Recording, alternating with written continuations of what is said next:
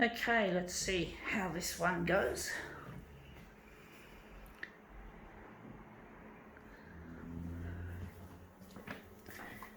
Okay.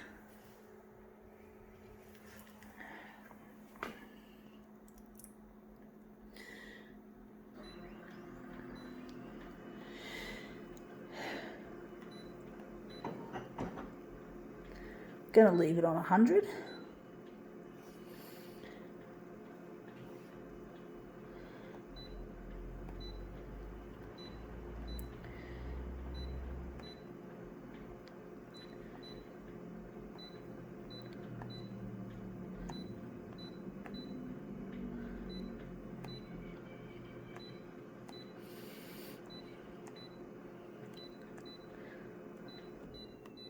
Let's see what we have. We have here fashion colour. Colour these beautiful illustrations and soothe your mind. Yes, okay, this is like mindfulness colouring. Colouring in is not just for children, it's for adults. I don't do it myself normally. And we're interested in this picture here. So this lovely looking swirly pattern, we're going to make this into something interesting. But basically, yeah, a lot of people colour in to improve their mental health and shit. I don't find it actually helps me. I find I get anxious thinking, how am I going to, what if I fuck it up? Like, I really like my colouring in when I do it to be precise and aesthetically pleasing, because I'm an artist. I'm not just any old person. So I find I don't enjoy actually colouring in. So it's just something that doesn't bring me any real joy, like a lot of people might feel. Now that looks good except for that, but I think we can use this. Wondering where the centre of the job is going to be. We're going to maybe take a section out of here, but there are a lot of nice little bits. It's just this little bit here that I don't like. But basically, yeah, I just don't gain any sense of relief, if you could say. I'm wondering what, intuitively speaking, I'm wondering what part we're going to actually use. We're going to use that section, maybe that section there. But basically, I just don't derive any sense of well-being out of doing colouring in like a lot of people seem to do. It seems to be all the rage these days. You don't have to be a mental patient to appreciate this. It's not my cup of tea, though.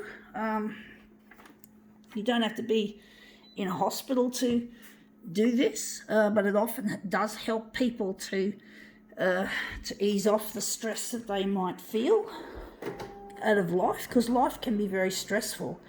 We live in really difficult times, folks.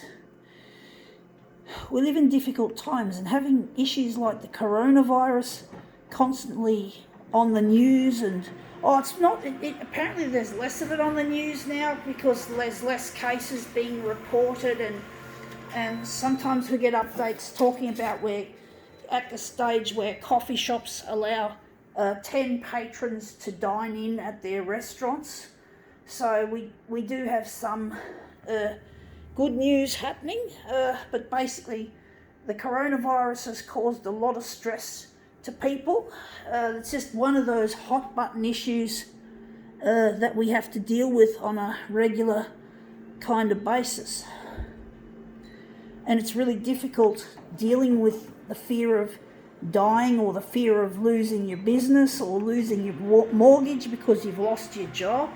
So it's not just the coronavirus itself, it's the ramifications of it, the indirect. Now that looks shit. We have to maybe extend it, but that looks brilliant. That's the bit there we don't like. Maybe we could slightly skim that off. But basically, yeah, it's really difficult times we live in, folks. We've got to somehow find a way of overcoming the worst of the stress to try and live a life of freedom. You can live a life of freedom. It's taking me a long time to learn myself how to be free. I'm learning, folks. I'm learning, and I'm trying to I'm trying to get over my own fears, and I'm trying to face issues like the coronavirus. I'm trying to live safely, but not being paranoid, not being worried, trying to see that this is just a passing phase. This too will pass. This stage in life will pass. And then we'll probably wonder why the hell we were worried about it in the first place. We'll often wonder why we fretted when there are some good things that happen, even in the midst of this dreadful worldwide pandemic. We can enjoy life just a tad. We just have to somehow find our way. We've got to try, and I find that I am just keeping on with my campaign, making videos for social media and shit.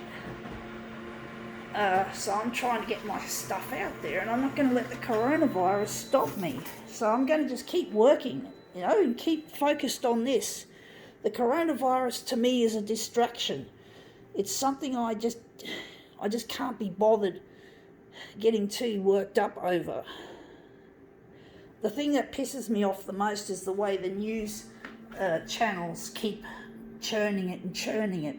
They're doing it less now, but they were really getting into just keep constantly updating. Yes, I like to know sometimes what's happening with this virus, like what are the rules being lifted, if there's been any new infections since the relaxing of the laws,